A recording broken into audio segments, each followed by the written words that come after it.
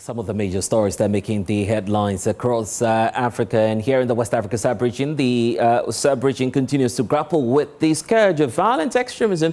Calls have been emerging for leaders in West Africa to pursue security partnerships with countries that possess much more greater capabilities to contain the threats emerging largely from the Sahel and moving towards coastal West Africa. President John Dramani Mahama has already outlined his broad vision of developing an inclusive security framework that will accommodate the Alliance for Sahelian Countries, AES, countries that have already exited the Economic Community of West African States, ECOWAS, and also ordered some of its long-standing partners, such as the United States Africa Command, to withdraw its anti-terrorism boots on the ground. Well, earlier today, I caught up with the commander of the US AFRICOM, General Anderson, to discuss a wide range of security issues across the continent.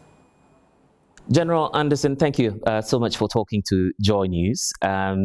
Coincidentally, before our conversation, I was spending time last week with the ECOWAS Commissioner for Political Affairs, Peace and Security. And what was instructive in that conversation was that he admitted the fact that West Africa, and by extension the ECOWAS region, has become the epicenter for violent extremism. How concerned is AFRICOM about these developments in the sub-region? Yeah, so unfortunately, we're very concerned about it. The violent terrorist threat is continuing to spread. It's taken root in the Sahel and it's continued to expand. So we're very concerned about that as we watch that. One of the things that we do at AFRICOM and within the US military is we look at these terrorist threats globally. So we understand how these networks evolve and move. And what we have seen is what you just described is that a large portion of that network has migrated into the Sahel. They found refuge there in ungoverned space, and they have taken advantage of that. And we see that with the disruptions in the local area, the mass migration, the refugees that are created from that. Unfortunately, that then creates violence that spills over. And my heart goes out to the Ghanaians that just, some businessmen, some folks that were up there just doing trade in Burkina Faso were killed by violent extremists, just doing their daily job. And so this is the terrible price that instability brings. And unfortunately, it affects all members of the region, not just in those isolated areas. So we are very concerned about that. And that's a large portion of the reason why I've been traveling to many countries around the region, is to look where we can partner, because no one nation can take this threat on alone. And so where can we partner? What are the things that the United States can bring that we have the unique capabilities to bring forward? And how do we work with our partners to address this threat? And that unfortunate incident has been an awakening moment for many actors in coastal West Africa who often feel that this is a remote threat. Because when these things happen, we're just hearing of the news in the Sahel and all of that. You have an overview. What's your assessment of how remote or otherwise these threats are from coastal West Africa? So I think it's hard to quantify what that is. But the threat is real today. I mean, even if you just look at the indirect impacts of how does this affect migration, the refugees, but how does it affect the economy? How does it affect the production of food? So food prices go up because of instability in a region where they can no longer grow food. It creates crises. And so these indirect effects then have ripple effects into the greater community. So I'm sure people across the region feel these secondary effects. But then the danger is that as these threats continue to metastasize and take hold, they will migrate further. These terrorists don't know boundaries. They don't know borders. So we haven't seen them willfully stop at any one location. So I think the threat is eventually they'll continue to move. Now, I can't tell you where they'll move or how fast they'll move, but our experience has been they will continue to seek refuge and seek to disrupt. And so I think that's the concern for everyone. And even if they don't come directly into a country or an area and attack directly, the impacts are clear. I think just increase in food price is a great example of those impacts that that people feel every day in their lives. Have we been able to effectively tease out what their motive is, or perhaps what they want? That's been a difficulty for many. So there's what they publicly espouse.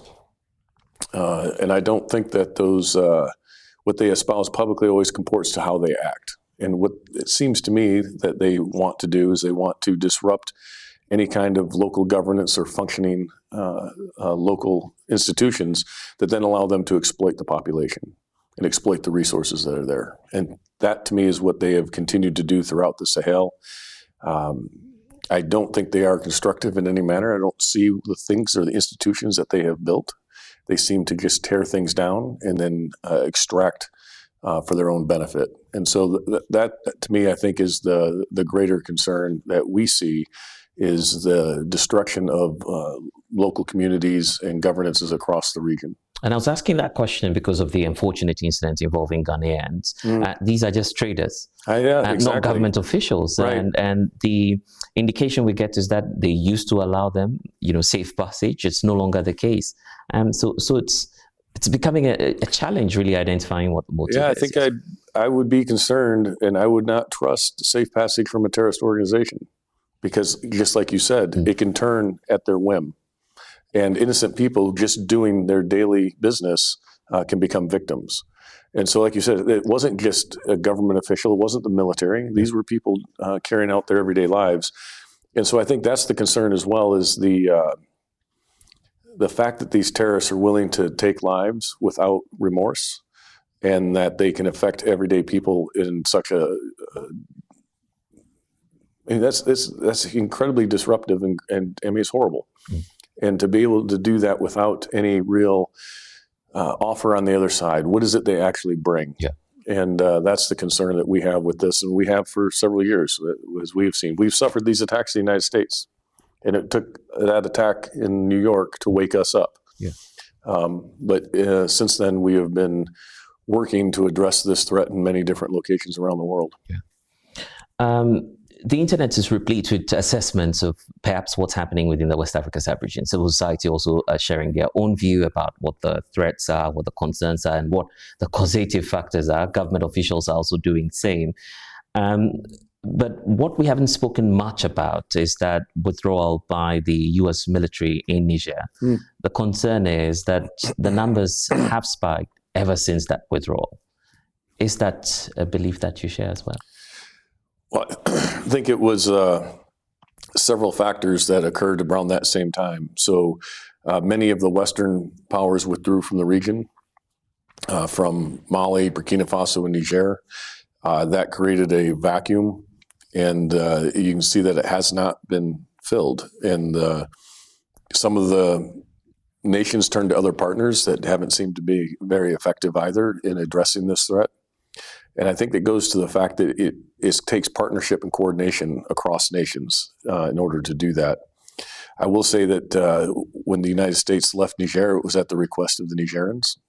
They politically we had differences and asked us to depart, and so we did.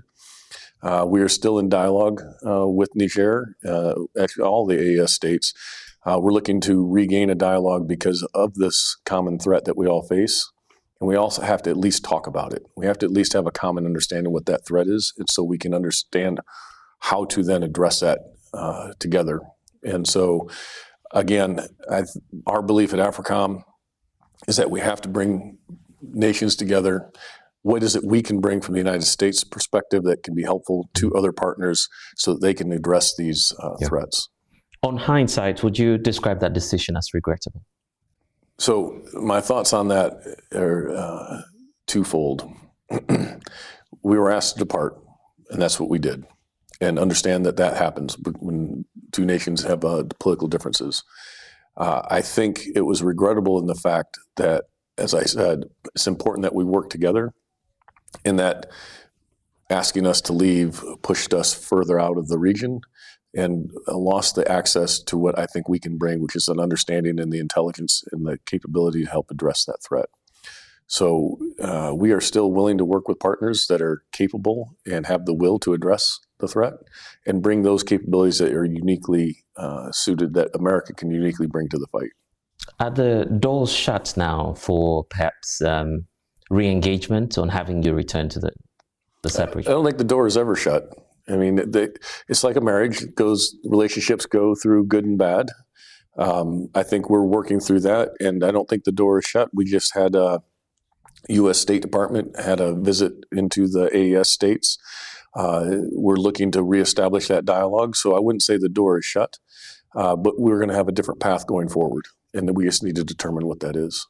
And you just mentioned that AES, the Alliance for Sahelian States, that's a new creature ever since your departure. And of course, these countries, Burkina Faso, Mali, and Niger, are hoping that their interest will be advanced through this new vehicle. How is the U.S. AFRICOM going to engage these leaders, knowing that they're all military men just as you are? Well, I think like any other state from the military perspective, we're going to address through the security lens.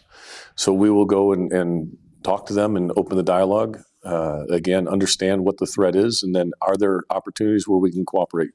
And so we'll look for those places where we have common interest. So I can't tell you exactly how that will go forward. But I will look at it from my perspective, from AFRICOM as the military. We'll work hand in hand with our State Department, our diplomats, to re-engage as appropriate with those states. But like I said before, the door is not closed. We have a growing threat that we need to address together. It's as though the SAP region is between a rock and hard place, because these individuals out of the AES have left ECOWAS, which is the traditional bloc. So there's no intelligence sharing, no communication between these two. How do we bridge that gap? Again, it's opening the dialogue, so it's being willing to engage. I talked to President Mahama yesterday about this very issue, and he agrees, and he has been a leader in this area of how do we reopen the dialogue and at least have the understanding that there's a common threat. So again, that's why I'm here talking to specifically in Ghana, but also as recently in Nigeria, to see where we can have this dialogue, and then what is the way that together we address this larger problem, because it's a problem for the entire region, not just for individual nations. And I'll be seeking from you some clarity on your operations in Nigeria shortly. But speaking of President John Dramani Mahama, he's made it clear that the Accra initiative would have to be reformed. How are you readying yourselves as AFRICOM to support whatever new framework the government of Ghana will come out with? So exactly what you just said. As this framework is developed, we stand ready to assist. So I think there are things we can provide that could be helpful, some expertise, some intelligence, ability to the intel share and analysis. These are things that over the years we have learned. We had to learn the hard way ourselves, where we had to reform our own institutions within the United States to ensure better intelligence sharing. So as that framework is developed, we stand ready to assist where we can. What are the interim measures now, knowing that you're telling us conversations are underway? How long do you estimate these conversations will take for a possible return to the region? I wish I could tell you. Yeah. I don't know that. Again, we have to be willing to engage and see where they lead. But I can't put a timeline on it. How about taking advantage of some of the pre-existing partnerships you already have in coastal West Africa? We speak of Ghana, for instance. That became quite a topical matter in 2018. It allows you similar access to what you have, for instance, in Niger. So far, I understand is how it's called. Are these frameworks, a feasible means for you to try and hold back in the interim whilst you advance your course with the AES region? Well, these frameworks are between two nations, and so they are frameworks that allow us to engage. But again, it's at the invitation of the host nation. So at Ghana's invitation, then these frameworks allow us then to have these partnerships and engagement. So there is something there that we can work with, and we work with several, like you said, several nations across the region. And then as we continue to develop those relationships in the Sahel again, I think we may see some opportunities there, but we will have to see how that develops. So this will only be based on an invitation from the government of Ghana? What will it be based? If you would have to perhaps intervene, be here for a moment just to safeguard what's happening. Absolutely. Absolutely. We only come at the invitation of the government and provide the capabilities that they ask for and what we can uniquely bring. So it's two nations coming together to an agreement. And so the framework that you speak of just allows to mutual understanding of how that's going to happen. So what is AFRICOM doing in Nigeria now? So I think it's very clear. We talked about the threat earlier. That threat is real. It's continuing to grow. And we are in Nigeria at the request of the president to help them address this growing threat. And it's a threat that ISIS poses to our homeland and clearly to Nigeria and the region. And so we are there at their request of the president to help them engage and address this threat with capabilities that America can uniquely bring to this, to include intelligence and some technical training that allows Nigeria to be more effective in fighting the terrorists. And what do you say to critics who say it's a long game and that this is not just sole aim of being in Nigeria? I think the only long game is fighting the terrorists. And so the long game here is for us to partner where it's constructive. But we have no other motives than to protect our homeland and to help Nigeria protect their homeland, which is going after these terrorist threats.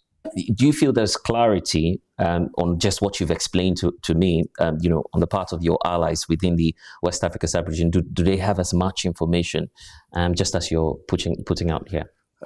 So they have as much information as they are willing to accept. We share this, and I'm happy to talk to anyone about this and provide this clarity.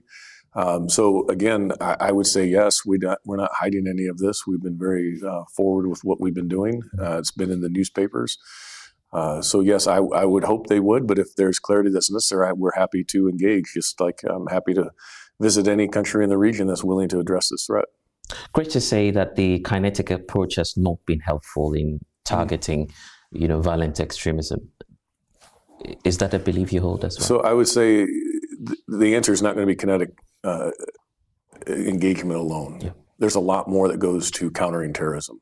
There's a lot more investment and effort that a nation needs to put into that to provide the governance, to provide the justice, the economic opportunities, the education. So there's a whole litany of things that these terrorists prey upon that need to be addressed. So the kinetic is not going to be the answer, but at some point they're necessary. And so using those in the limited forms necessary to keep the terrorists off balance, to keep them from continuing to attack civilian populations is a necessary step, but it's not the only step, and it's not going to be sufficient by itself.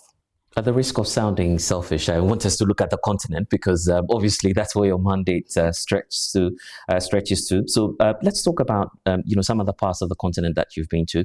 You were addressing the press a couple of weeks back, indicating that you've been to the eastern side as well. That side is also burning with conflicts in Sudan and the others. Do you feel that the complexities in these crises may have been a lot more easier for you, but for the involvement of external actors? So yes, anytime there are external actors fueling a conflict, it makes it much harder to come to resolution. And so I do agree that those factors need to be considered and addressed. And so it's one, how do you address what's happening in the local community? But are there other factors that fuel that, then those would have to be addressed as well.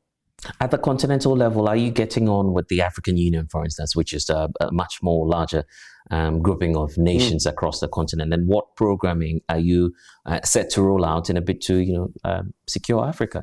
Yeah, so I was just in Addis a few weeks ago and met with the chairman of the African Union, along with several of the members there.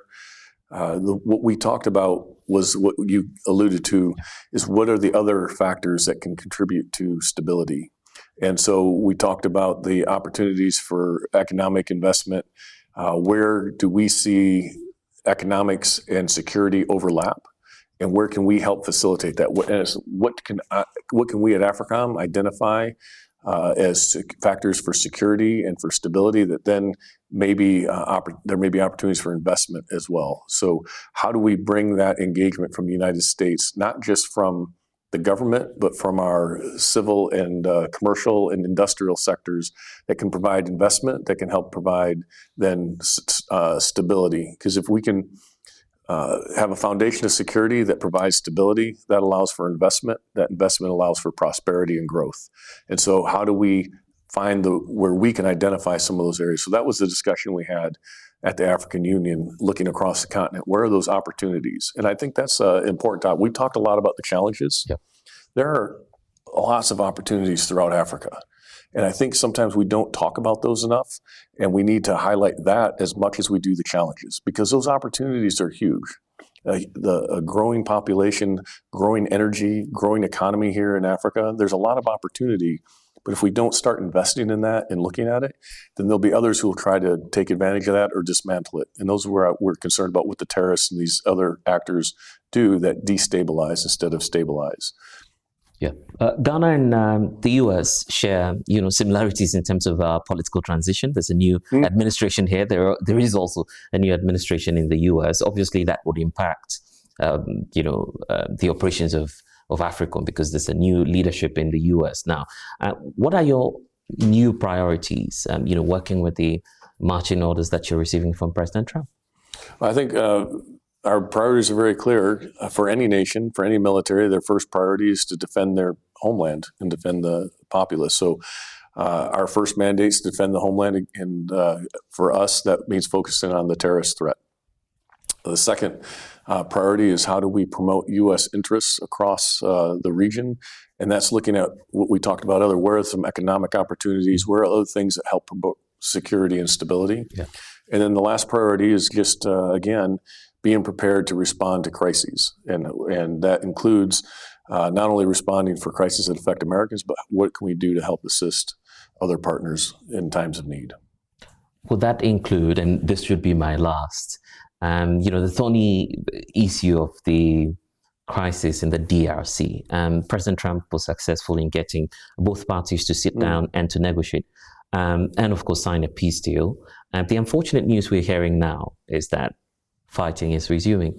Would it be far-fetched to say, well, there should be a need for an AFRICOM stabilization force, perhaps, in the DRC? Is that too far-fetched? So again, I would leave that to the international community. That's really where I think that lies. I don't think it's necessarily incumbent on any one nation. There are we can provide that can help assist that and help move them towards that peace. But ultimately, that peace has to be between the parties involved, and they have to be the ones that are committed to that, and that there's some accountability to that agreement. So I would say that's where it's at right now. I can't comment on anything beyond that. Any final words for the people of Ghana? So I think maybe what I should have started with is I appreciate the partnership here. So I've been to Ghana several times. I was at the Commander of Special Operations Command Africa. We've conducted several exercises and engagements with the Ghanaian military, and I've always enjoyed coming to Accra. It's a great location. It's also a long history that we share together. So I come from Ann Arbor, Michigan, which is uniquely connected in some ways because that's where President Kennedy announced the Peace Corps on the steps of the Student Union at the University of Michigan in 1960. Less than a year later, established the Peace Corps with the first volunteers coming to Ghana. And so ever since then, there's been a connection between my hometown and Ghana to some extent. And I think that continues to manifest itself today in the partnership that we see, to include the recent C-17 flight where we took several Ghanaian engineers to Jamaica to assist in the rebuilding after that terrible storm that decimated the island. And so again, I think there's these symbols of partnership that we have had over the years is important. And so for me, a message to Ghana and the Ghanaian people is that I very much appreciate that partnership and that continued engagement, and the fact that we are two democracies that are still working to be beacons of hope and stability in the world. And I think that's an important piece as well, especially as America comes into its 250th anniversary. Being able to engage with fellow democracies around the world, I think, is important. Yeah, we want the world to be a better place. General Absolutely. Anderson, thank you for talking to us.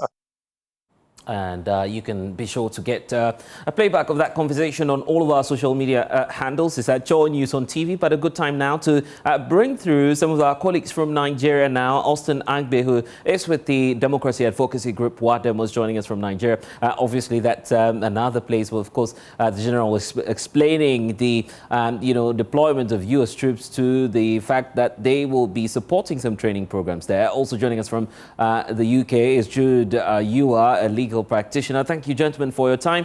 Let me start off with you, Austin, since you are in Nigeria now. The assurances is, of course, this is all part of a peace support program by the U.S. Army to support Nigeria's military. Yeah, it goes without saying that we're getting quite some great support from the U.S. at this time, isn't it? Yes, it's a great opportunity. Yes, I agree. But partnership is a bit critical when one of the partners does have a, will I say, upper hand. The U.S. decided all of the things that happened in the partnership. I'm not too sure when the strike that happened on Christmas Eve was authorized by the Nigerian government, even though people have talked about that.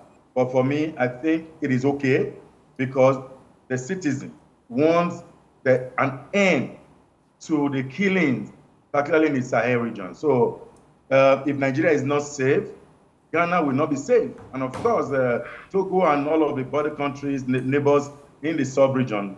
And you know that the Sahel is of critical importance to the US in terms of cooperation, in terms of just beyond the agreement they would have entered with Nigeria. But let me quickly state this. The US did not do well with this partnership. So you see the end to USAID and all of the support, that's a military, the human capacity development partnership and much more. So when you cut off some kind of economic route to development, you create a base of people who are likely going to be recruited into militia groups. And that's what has happened with the end to USAID. So, but again, when you do that, and General was talking about, it's a cooperation, it's a country requesting. Did Nigeria or Ghana requested that USAID be stopped? Of course, no. It was a Trump strategy, and Trump stopped it. It increased the level or the number of people who can be easily recruited. It increased the number of out-of-school children. It undermined economic gains that countries have made, including Nigeria. I agree that the US will need to use their funding appropriately, but the way the intervention, whether the USAID or other mission, was stopped because there was an issue in Mali, I don't think it was the right one for a country you are partnering with. Nigeria is a partner of the United States. It's not just about USAID, both military cooperation and etc. Nigeria is at the heart of US intervention in Africa.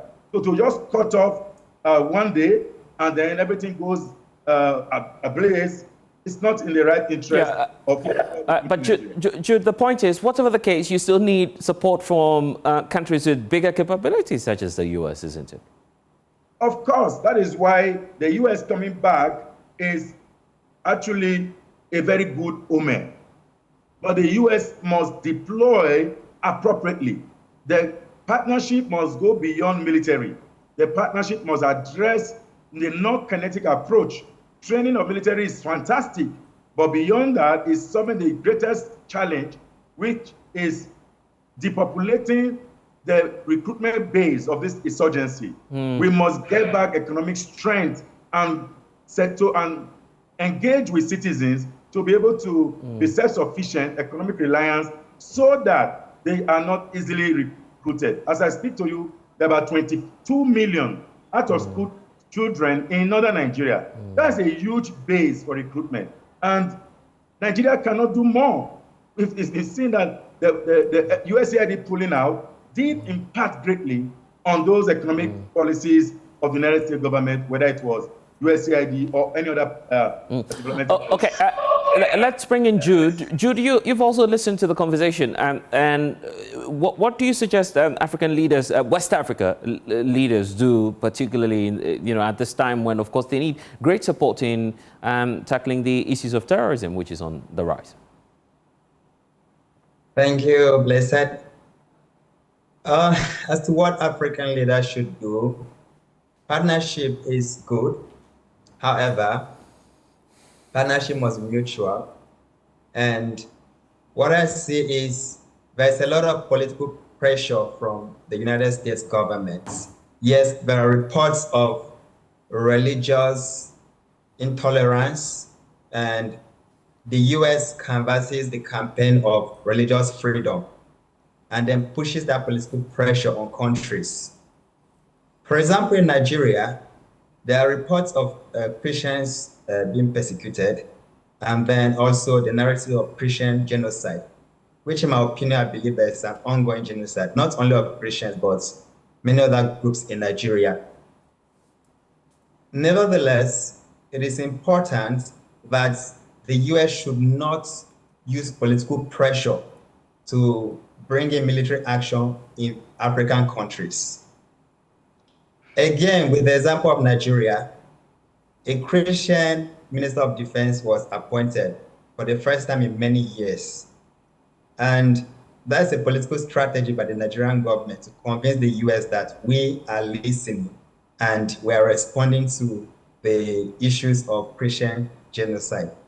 So in partnering with foreign countries, not only the US, the AES are already partnering with countries like Russia, Turkey, China. Nigeria also partners with China, but not in security matters. It should not be only about the physical attacks. And I like your question in the interview with the general when you asked about kinetic attacks. It shouldn't stop there. We have seen reports and examples from Middle Eastern countries, such as Iraq and Iran, where the US intervened, yet the aftermath has worsened the security situation. So what I would advise is the African leaders should negotiate with the US government instead of attacking directly. They should train personnel so that there will be long-term impacts. Because after attacks, after physical military action, it disrupts societies, it displaces communities. At the end, peace is not achieved, security is not achieved, and then we go back to the same narrative. It becomes a cycle. So there should be long-term strategy of ensuring security and peace in the region. But are you just confirming to us now, well, at least, I don't know what your sources are, that there is an attack on a particular grouping in Nigeria now? Is that what you were saying? I'm saying that based on reports and also personal experiences, not my own personal experience, but those of my people back in Nigeria. I come from Benue State, Nigeria, where millions of people have been displaced. There is an internally displaced persons camp in the capital city in Benue, which is Makurdi, and other places. The attacks on Yelwata community. So these attacks are in the news. Benue is a Christian-dominated state. Christians are being killed there. In Plateau State in Nigeria, Christians are being killed. In other northern parts of the country, Christians are being killed. But as I said earlier, it is not only Christians who are being killed. There are Muslims being killed. And when you want to bring in ethnic groups, the Hausas, the Yorubas, they are being attacked in western and northern parts of the country. So I cannot say I'm confirming. It's obvious. It's in the news. I see. There's the issue about the AES now, but I want to hear from Austin. Austin, the part about the AES and what we need to do now as a sub-region in trying to build bridges. Ghana obviously has some influence or good relations with these AES countries. How do we get them to come to the table where we have international actors such as the US AFRICOM and others, while having AES on board as well to form a new security framework? Yeah, you see, I'd actually thought that ECOWAS and AES should have been able to settle some deal the moment John Mahama was sworn in. Yeah. Because of their representation on the day of that swearing in, and how Captain Ibrahim Traore came into the public space with a pistol fixed on his waist, so to send a message that there's a relationship between Ghana and Burkina Faso. Burkina Faso does need Ghana. As of today, Burkina Faso and its co-travelers, Mali and Niger, are landlocked states. They need the waterway. They need ECOWAS. If you don't need ECOWAS, at least they need Ghana. But look at what has happened historically. That conversation, 1 year down the line, there is really no strong commitment from both parties. By now, I would have expected that John Mahama would have returned this Sahelian state back to ECOWAS, not necessarily as members, but as cooperative. Like we know that there are other integration happening in West Africa. We have the Minor River, for instance, but they still belong to ECOWAS. They have their own cooperation. Sahel states can have their security cooperation, but still cooperate in terms of course, security, intelligence sharing. But the Sahel state, particularly Burkina Faso, is afraid of certain countries in the region, particularly Nigeria. And somehow, President John Mahama has bought into that narrative. I'm sure you are aware that coming from the African Union's conversation, it seemed to me that Ghana is gradually pulling out of the ECO because of some security implication of bringing in Nigeria and a couple of other countries. That is a bane. But however, it is once Ghana experienced the first monumental attack, I'm sure Ghana will respond. Ghana does not need to wait until the northern Ghana is occupied by these insurgent groups. Ghana need to be proactive. I know that the intelligence in Ghana does have more information than I do, but I think integration of the people will be greater than simply just signing a deal with Burkina Faso, and then you go into the Sahel state from the lens of Burkina Faso. In that context, let's speak about President Tinubu and the expectations then, because it shouldn't just be about President John Mahama, is it? Yes, but President Tinubu, if you understand, it's like is the main figure that led to the Sahel states. So you cannot solve a problem from the point of view of the problem.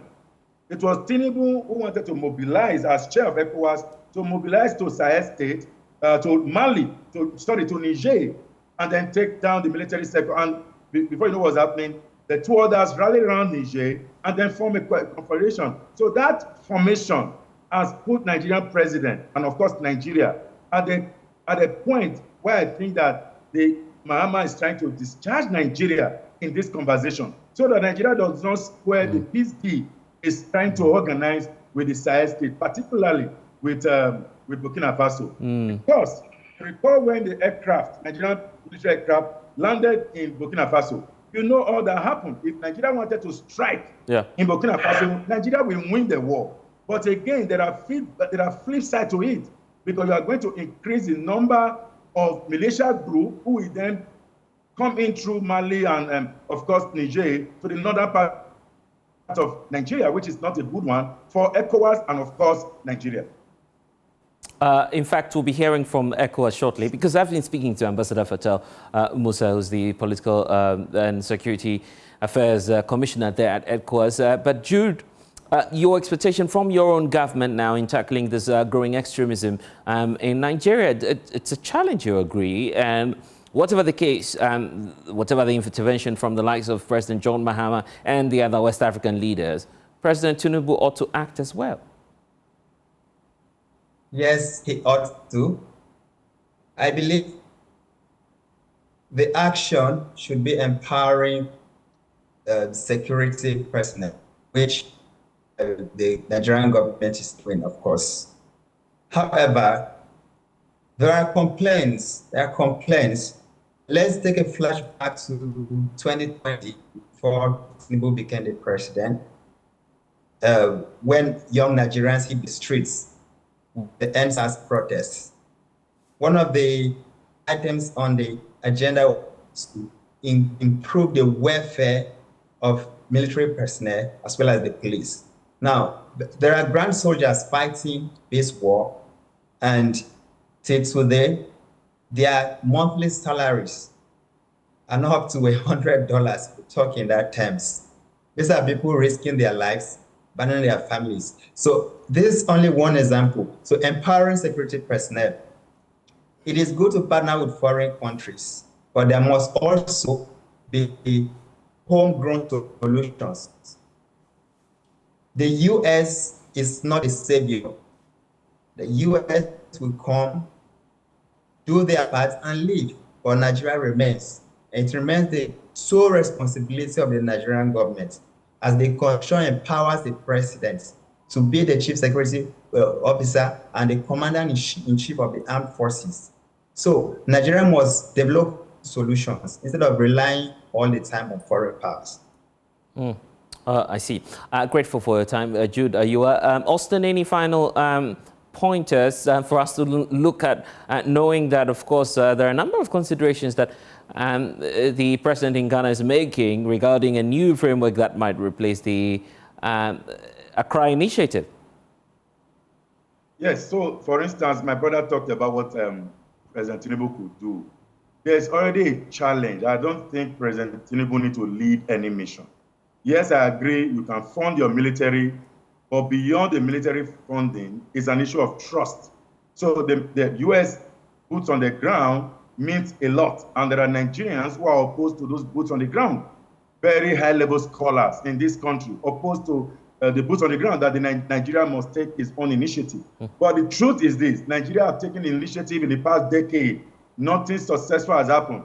In my opinion, I don't think Nigeria local initiative, even if you pay armed forces $1 million, those who will pull out to go and support insurgency will still do it, because we have seen evidence of that. But beyond that is to truly clear, I repeat, clear off totally. You reduce them to the barest minimum, then the Nigerian military can then take over. The truth of the matter is that the Nigerian armed forces, they are very strong, but there are things around political consideration that is actually impacting on the success of the insurgency war or war against insurgency. We have had stories about military officials who had to kill their personnel because the personnel heard them speaking about some cooperation with those insurgency groups. I think US intelligence can help to dismantle totally any operation, including striking the hard-to-reach area like they did in Sokoto State. Nobody thought that Sokoto would be a beehive, but look at what the US did. Boom. But we thought that that one strike can settle a lot, but no, it has to be consistent so that you take them off their financial source, you take them off their equipment, you take them off totally, and you reduce their avenue for recruitment. They are talking about those out-of-school children. Provide non-kinetic approach, improve on governance architecture. Otherwise, those who are hungry, like we say generally, that a hungry man is an angry man. An hungry man can easily be recruited. We must stop and cut off that avenue and gradually deal with the norm totally. Okay. We expect great days ahead. Austin R.M, Advocacy Officer with Democracy Solidarity Group, WADEMOS, and to you, Jude, you are a legal practitioner, for joining us here on Connect Africa. ECOWAS has also been adding its voice to this growing case of extremism in the sub-region. The Political Affairs Security Commissioner at ECOWAS, Ambassador Fatel Abdel Musa, has been speaking at the just ended engagement between ECOWAS and naval chiefs of staff within the West Africa sub-region. Here's what he had to say about the recent attacks that affected some Ghanaians and the wish or expectation by ECOWAS that it will have AES back in its fold. Southern zones of the Sahel region into Cote d'Ivoire. The attacks in the coastal countries began in the Grand Bassam area, but Cote d'Ivoire so far has managed to sort of contain it, right? So they are now suffering from inflow of refugees across the border, escaping terrorist attacks in the north. Ghana has also so far escaped direct attack on its northern territory, but we have suffered from refugee flows.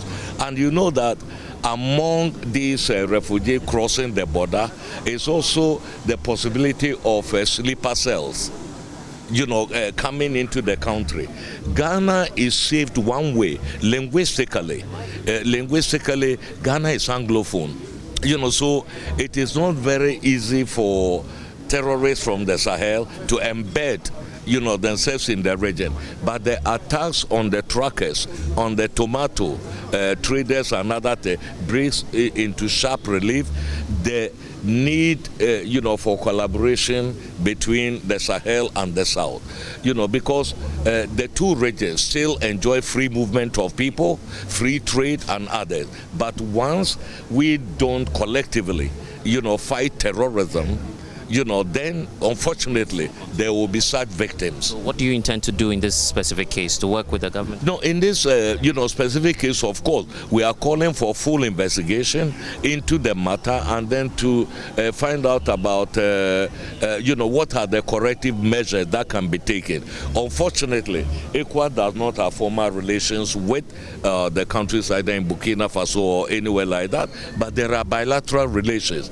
Ghana maintains very cordial relations with the countries of the Sahel, and it is very unfortunate that Ghanaian citizens have become victims of this terrorism. So once again, the appeal, to our neighbors to the north of our region is that, listen, we can have our political differences, but security does not pick and choose. We cannot live geographically, we are bound together. There is nobody who can live outside the zone. We are, forced by geography, by nature, by relations to be together. Is this enough grounding for them to come back to the fold?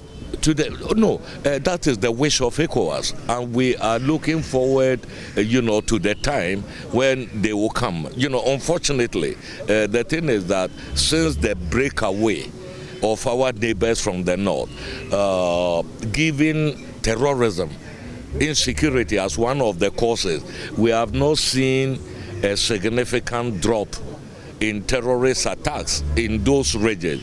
And so once again, that reinforces the message that we may not immediately come together, but on matters of security, we need to collaborate, because all of us are victims of what is happening, and if we maintain our political differences and then extend those differences to the security domain, both of us will be losers. So there is the need for us to have that. As for coming together, that is the sovereign decision of the Alliance of Sahel States. It is the wish of ECOWAS that come a few years, we are going to become another 15 member state. We are very happy in this regard that Guinea, which also was living under a military regime, has already transited and restored democratic order, constitutional order, and they are back in the fold fully of ECOWAS. And this is what we are all looking forward to, that our differences are smaller compared to what binds us together. And of course, that's what time will allow us here on Connect Africa. I'm Blessed Sugan. Log on to myjoyonline.com. More stories there for you. Thanks for watching. Bye for now.